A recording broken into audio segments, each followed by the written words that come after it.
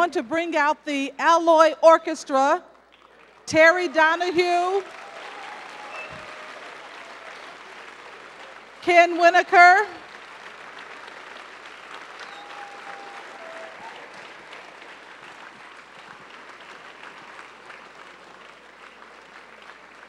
and for now, I'm bringing out only two of the three. If you'd like to see Roger Miller, he's out in the area where we're selling. They have their CDs, they have T-shirts, and they have DVDs, and they're all available. And you can see Roger out in the back of the theater. To talk about, oh, I forgot to mention something, but watching Man with the Movie Camera reminded me that for the first time, Ebertfest is streaming live. So you guys, the music part and the film is not, because of the intellectual property issues, but this is live, so smile big. And now we're going to bring out our moderator from the University of Colorado, Howie Moshevitz.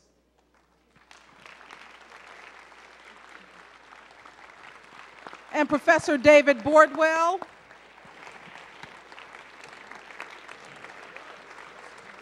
And from the University of Georgia, Professor Richard Newport.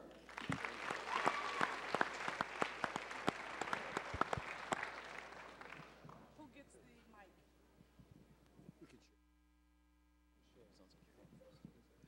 We ready? Okay, I thought we'd start because probably for many of you, this is the first time seeing this film, that I'd ask David Bordwell to put a little context to it, a little explanation for where Dziga Vertov is coming from and what he had in his head. Well, you know what he had in his head, but... That's a tall order. Roger's essay gives a really nice overview, I think, of the place of the film in history. So I just hit a couple points that he mentions, but maybe elaborate a little.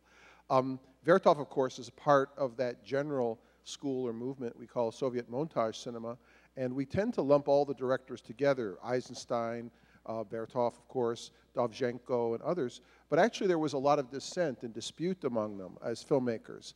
They argued about just about everything, including whether film should be highly realistic, is film basically documentary, should it really record reality, or is film more like an abstract or high art, an experimental art, which doesn't owe so much to realism. That was one dispute.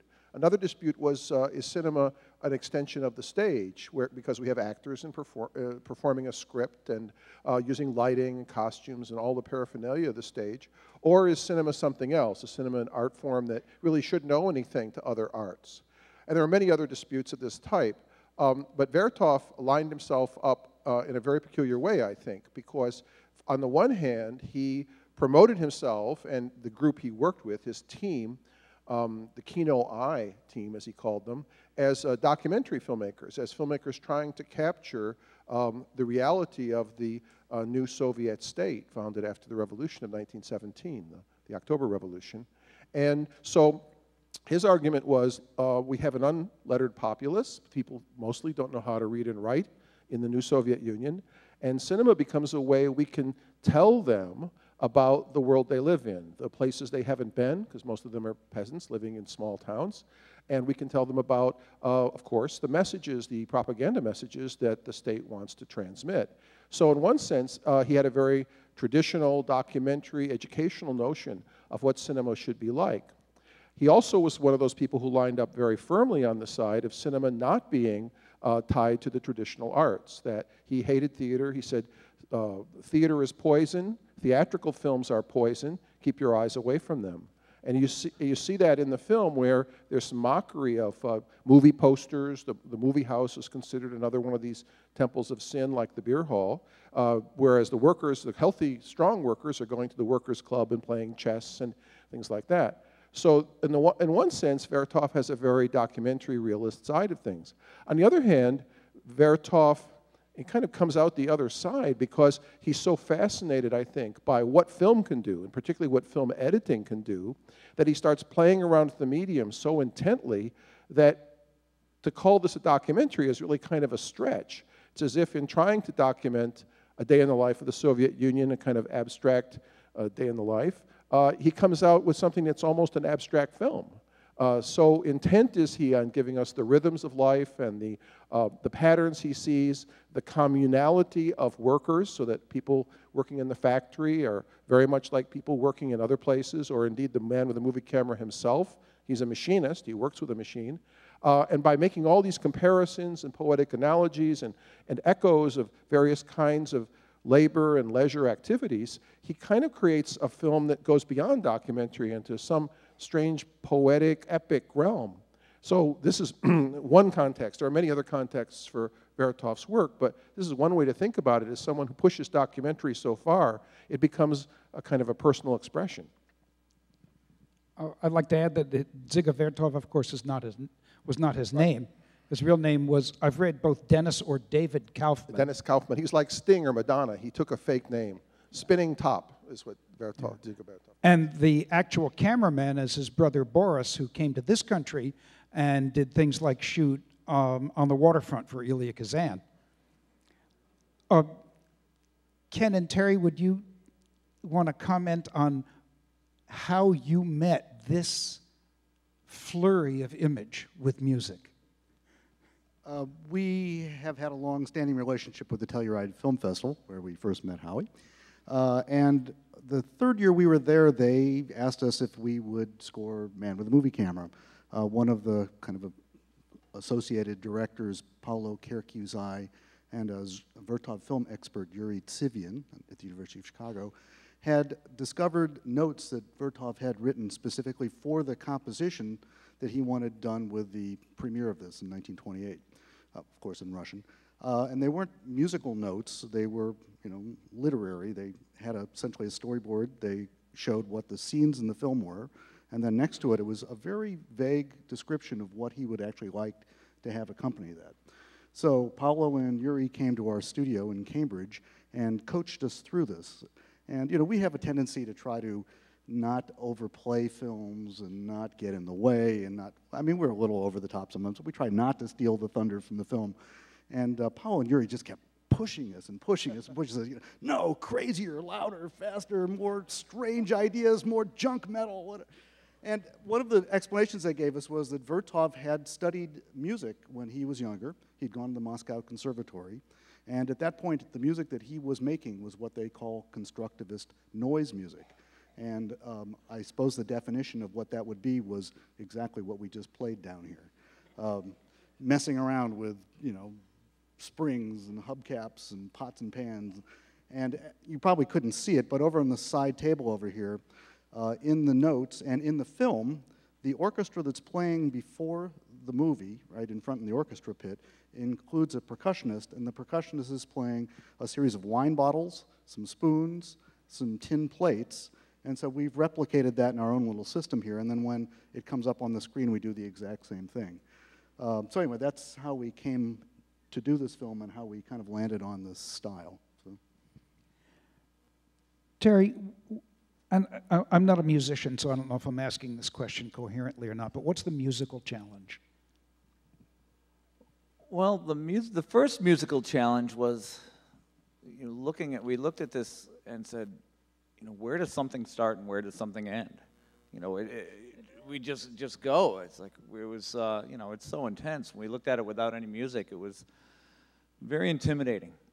But with the, having the notes, and again, the notes that we used were a basic cue sheet that Vertov had written out. We didn't use any of the pieces of music that he suggested because they were popular pieces of music from Russia at the time, and everything was like happy and joyous, and it's like, no, I don't think that's really it, but at least it breaks it up here and there. So it was the process of just finding the mood like we do in any of these other films that we do, is try to find the rhythm within the film and just, kind of hold on tight and trust each other and trust the film to kind of drag us along. And that's what we did, let the film kind of conduct us and just sort of translate. Our whole thing is we try to translate what we see into what you hear, and hopefully the two blend together. Richard, would you, and I didn't say anything to you about this before, it's kind of unfair, but do you want to say anything about the influence of this film?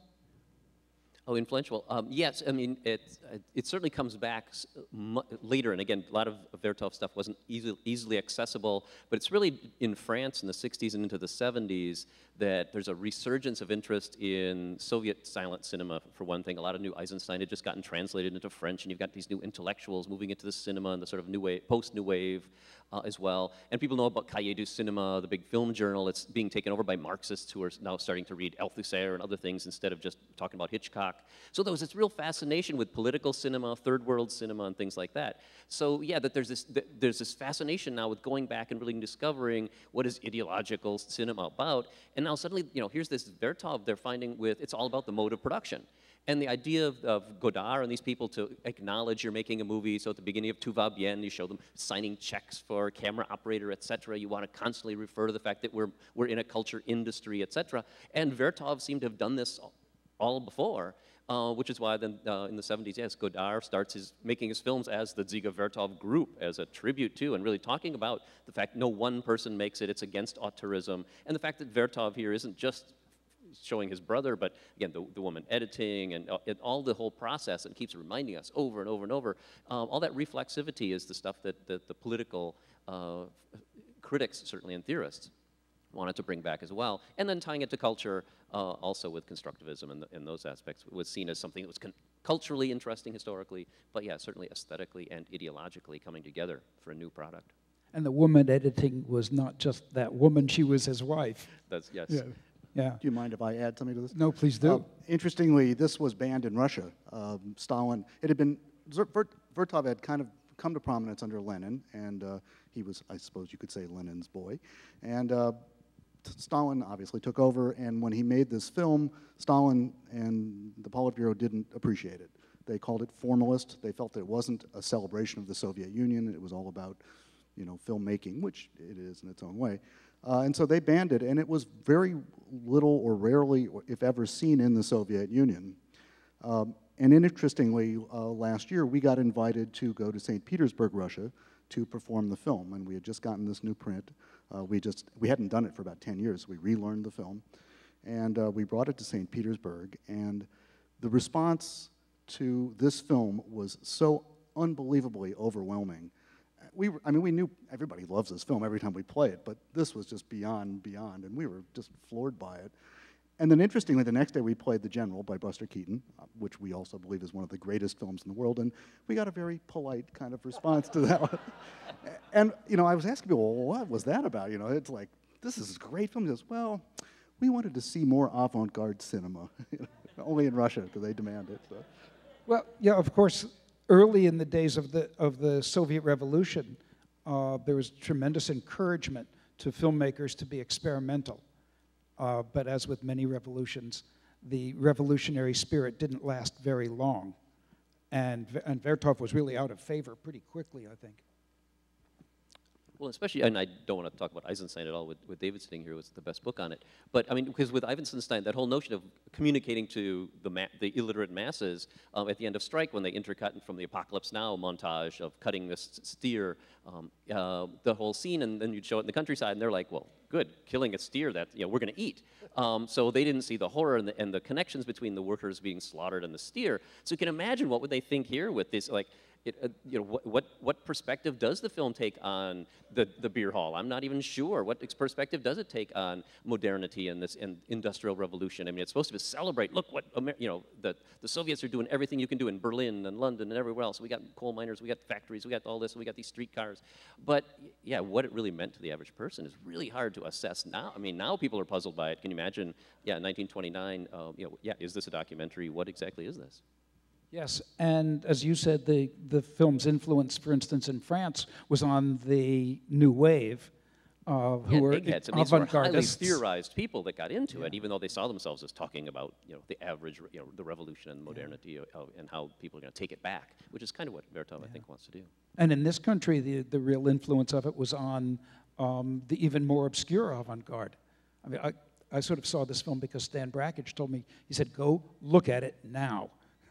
Yeah, it's true. I mean, this and Eisenstein's first feature, Strike, were really late discoveries for the West, and indeed, I think also for a lot of scholars in the Soviet Union, because there had become a standard story that film historians tell civilians, and Battleship Potemkin, a very great film, of course, is the standard bearer of Eisenstein in the silent cinema, though he made other films. And we didn't really see Strike. Strike wasn't widely shown outside the Soviet Union, just as with Man with the Movie Camera wasn't. It was seen in some places, like the London Film Society played it, and I think it was played in New York briefly. But basically, these were lost films and suppressed. And really, it wasn't until the late 1960s, but in America anyway, the early 1970s, where prints of these were being made available by the Soviets, new copies of these films. And then filmmakers like Brakhage and Hollis Frampton and people like that were seeing them and saying, a lot of what we're doing with contemporary experimental cinema was being done by Eisenstein and Vertov in the mid-20s. So there's a way in which these films get rediscovered and reinvigorate film culture and filmmaking just by virtue of being suddenly shown in places where people can see them. Are we all talking really fast, by the way? Is everybody in this room wired up? I feel like I'm going. This movie will do that to you. We naturally, Richard and I catch that disease all the time.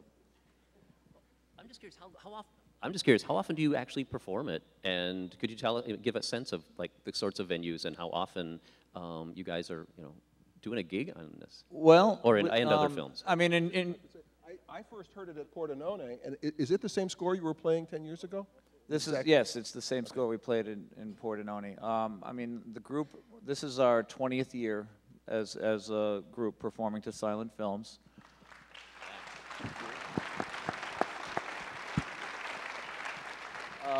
We perform something around 20 to 30 shows a year, I guess, is what we do.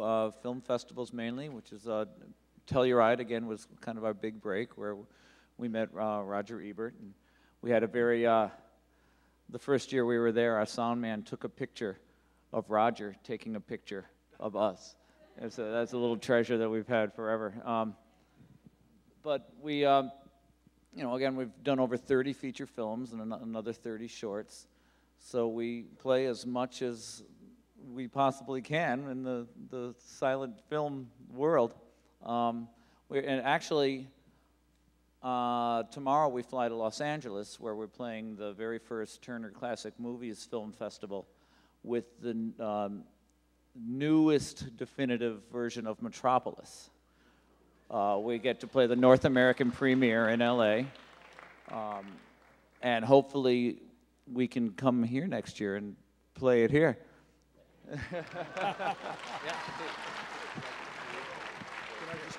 They just found new footage in Argentina. Yeah, So I saw that in Hong Kong a month ago, and you don't want to miss it. Just make your reservations now. You want to see that version of Metropolis. Trust me. Could you do this twice in a day? Oh yeah, we've played numerous times. We've played twice in a day. 3 is kind of a push for us, especially this movie. It's so emotionally intense. I mean, physically, we're drummers, we can just play, but emotionally, it's so draining. But yeah, we like to limit it to 2 shows a day to get the optimum emotional value out of it. Well, that's what he says. If we were going to play 2 shows, I would have held back a little bit there.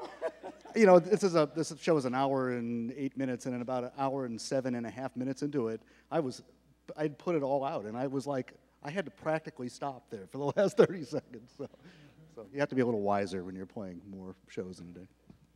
Oh, I think we should open it up to questions from the audience, and apparently, if you raise your hand, someone will appear with a microphone. And it happens.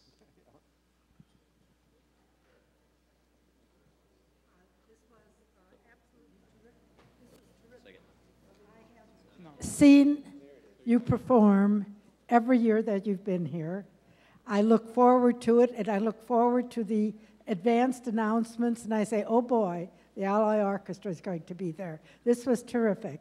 I enjoyed it. I had one little question. There was one part that sounded like human voices, and I don't know how you did that. Well, we cheated a little with this film, given the nature of experimentation. We try to do everything as live as possible, but with Vertov's love of experimentation and all the scenes where he's using shortwave radio and all these things, we actually, in our studio 10 years ago, made a collage recording that you hear at the very beginning. And so there's somebody speaking in Polish, which is what you hear, and when you see the opera singer, that's one of us actually doing fake opera singing. So we made this whole collage recording, and we used, so for the siren scenes and some crowd noise scenes, so just as a layer, and we actually stole a little bit of a Bela Bartok piece in the middle there, as well as just a couple pieces of actual Russian folk music for when they're dancing and stuff. So we thought it was within the realm of what we were able to do. You know, and the airplanes flying by and the machine guns and stuff like that. Well, thank you.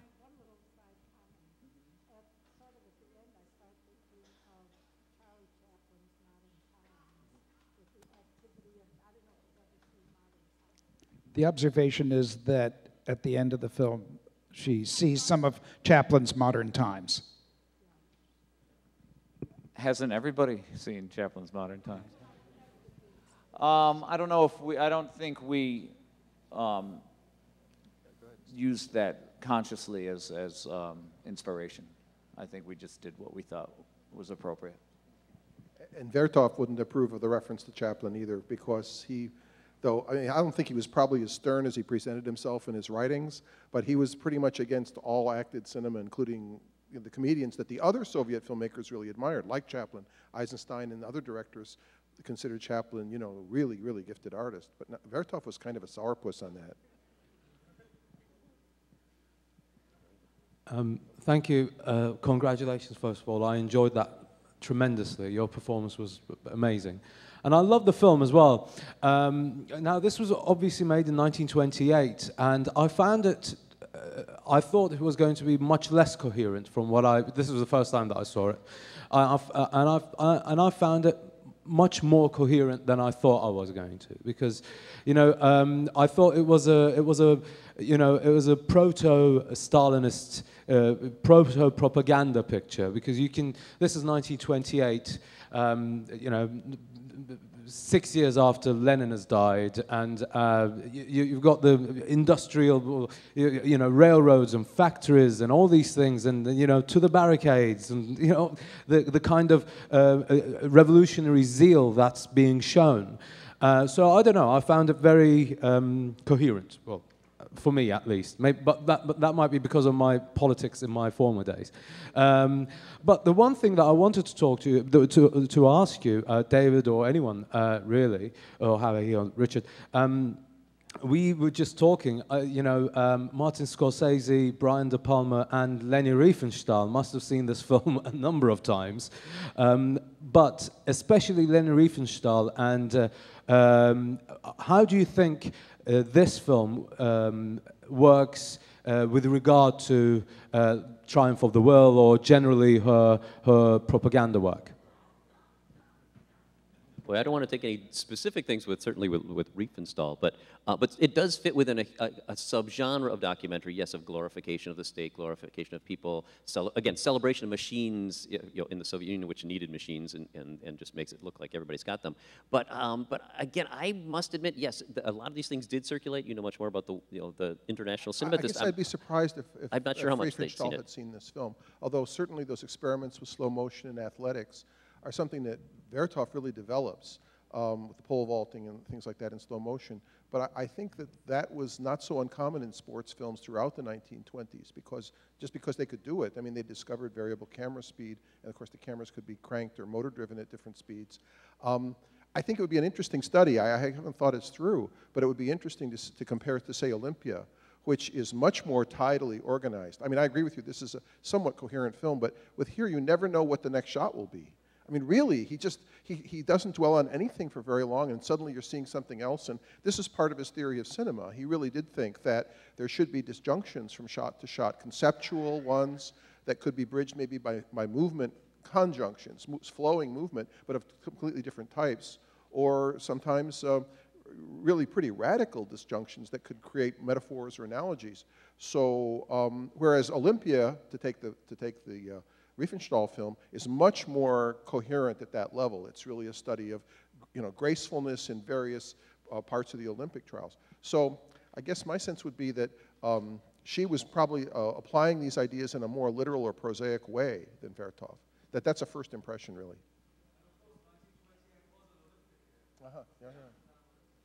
But I think really the important thing about those sports scenes at the level of just concepts is the fact that there's solitary sports, there's bad exercise, and you do it on exercise machines and things like that, and then there's communal sports and vigorous, robust exercise that you do with your mates and comrades. And that kind of contrast runs through the whole film, I think.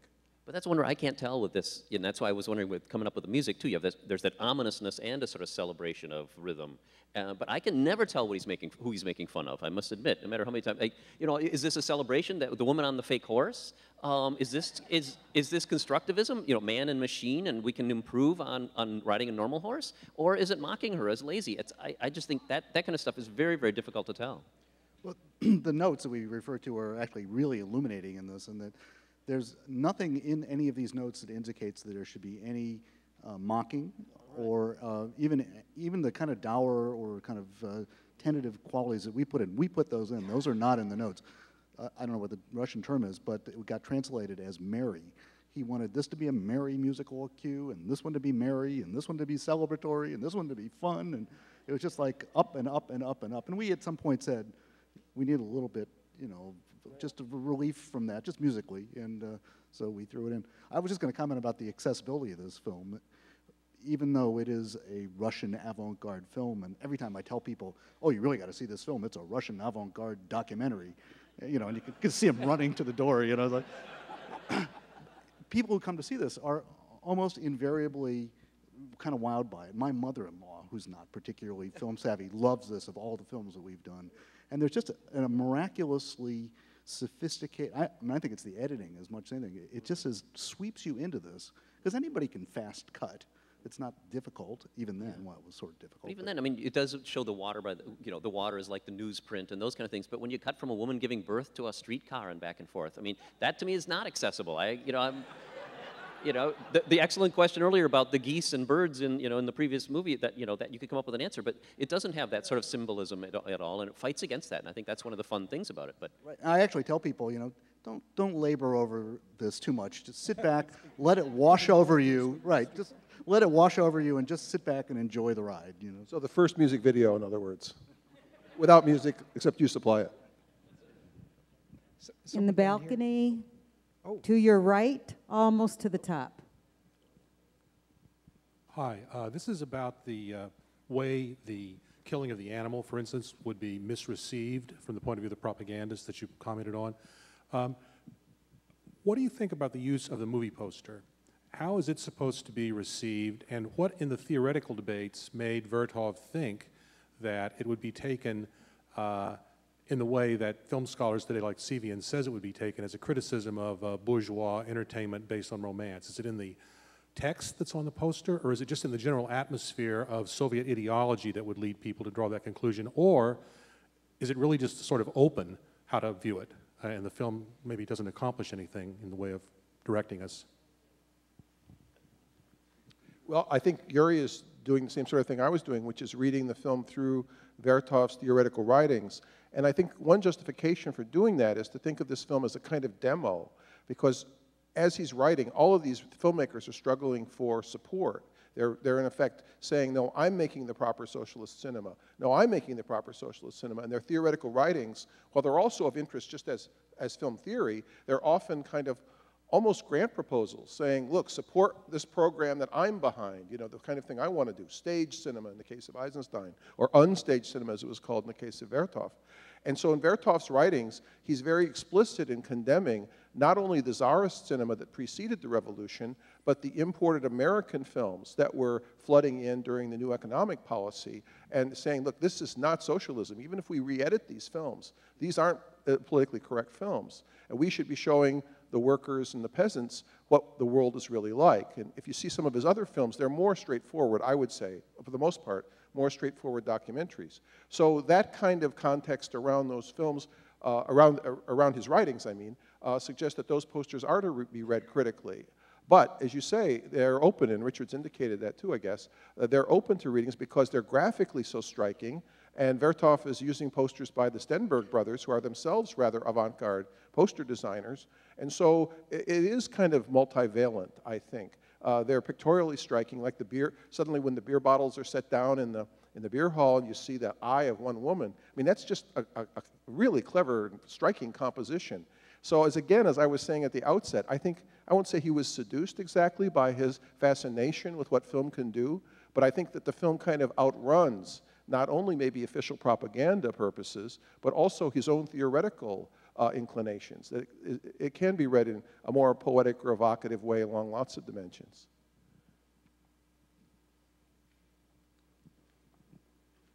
To your left, just under the balcony here. Oh, okay. Two quick questions. How did the transformation of movie making, specifically transforming silent to talkies in Russia, in time-wise with the rest of the world or the United States? Was it about the same time? And the second question for the Alloy Orchestra, is every note that you play orchestrated or written down like a regular orchestra would, or is your orchestration more of a general nature? At this point you're doing something, but not each note specifically. How tight do you write your music? Sure. We score out our scores pretty specifically. You'll see Roger's actually got traditional musical notation, very elaborate, you know, just note after note. Terry, who's got a phenomenal memory, has a tendency to write much simpler notes, just little cues he needs to know what's next. I write, you know, I do my music on the computer in Microsoft Word. It's a storyboard, what's the scene, and, you know, there's just some little note usually like, you idiot, you got to remember to grab this set of sticks or something like that. But within that structure, and like it's all very specific, we allow ourselves the possibility of improvising anytime we want. I mean, if somebody makes a mistake and heads off in a different direction, we'll follow along. Or, you know, you can just choose to make, you know, an addition or a correction. But we know when that's got to end. You know, we know where the scene is going to stop and what's going to happen next. And so you may be doing something different for a short period, and then you know that the next scene's coming up and you're back into that. There was, in about 47 minutes in, I played an extra note on that gong right there. So. Oh, Right, we all heard it. and just to clarify, the switch to sound was very slow, very painful in the Soviet Union, and in part because of so many languages, and in part because of lack of electricity getting to the far-flung places. So silent movies played for much, much, much longer. But it is interesting that because there was a lag, a lot of the filmmakers used that as an occasion to debate what sound cinema should be. They already had models coming from America and Europe, and so they could say, well, do we want to follow this path or do you want to do something else? And so Eisenstein and Pudovkin and Vertov had laid out manifestos about what they thought a proper Soviet sound cinema should be. And you do have some interesting films from all of them from the early years of sound in their country, the early 1930s, that are quite experimental by today's standards. And you know, so they did kind of, for a while, were able, before 32, 33, were able to make some tentative steps in that direction, mostly in terms of the synchronization of image with music, because lip sync sound was more difficult. But they did start to include more musical accompaniment and sound effects in their silent films. Didn't Eisenstein write that he thought that sound should only be used in counterpoint to the image? That was one of his arguments, yeah, that it should go. The argument was, Eisenstein made, was that it shouldn't be, sound shouldn't be redundant with the image. You should, since you've got this new channel, you actually can do something quite different on the soundtrack. But he revised that, in my view. He changed that position by the late 30s. He was much more concerned with the kind of synthesis of sound and image that he admired so much in Walt Disney films. He thought that Disney was a master at synchronization of image, including details of color, with sound, particularly music and details of orchestration and timbre and things like that in music. So by the end, he became a very strong advocate of unity, but early on, he did want this kind of more abrupt and jarring juxtaposition of image and sound. His next film, Vertov's film right after Movie Camera, is called Enthusiasm, which is a sound film. It's scarcely available, but you can sort of find copies. Facets Video has got it. Is it out in America? I think it's only from the Munich Film Archive. Okay. Yeah, but it has English titles. Well, anyway, if you can watch this film, you should. It's absolutely amazing and so interesting for us musicians. It shows what Vertov really wanted the music to sound like. And, you know, personally, I was struck by how much it sounded like what we just did here. So. It's a noisy track. It is a noisy track, and I was like, wow, we don't really need to justify ourselves anymore. So. I think we have time for one more question. Gentleman right here in the back, if you guys could see, right here, towards your right, under the balcony. Oh, okay. Under the balcony. Thanks. Here, gentlemen, that music was just wonderful.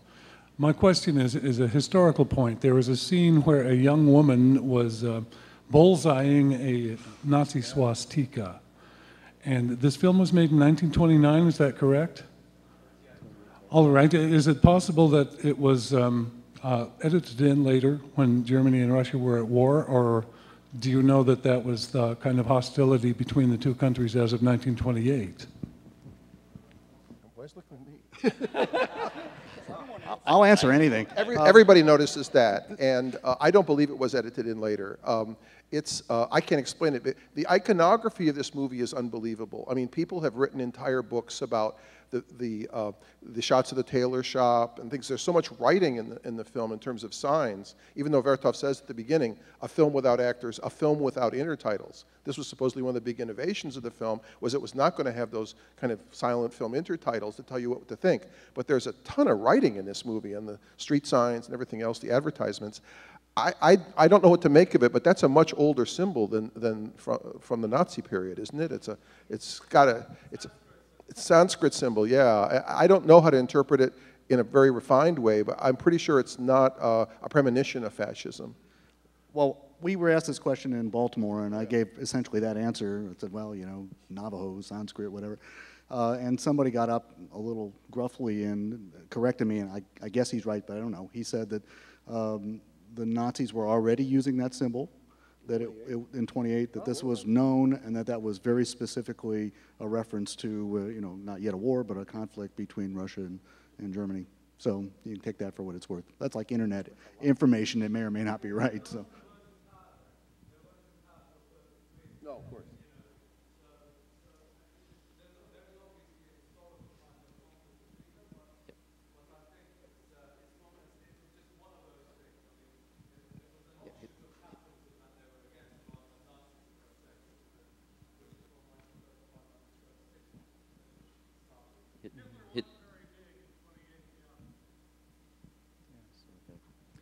Well, thank you all for coming. I want to thank the audience and the panel and Ziga Vertov.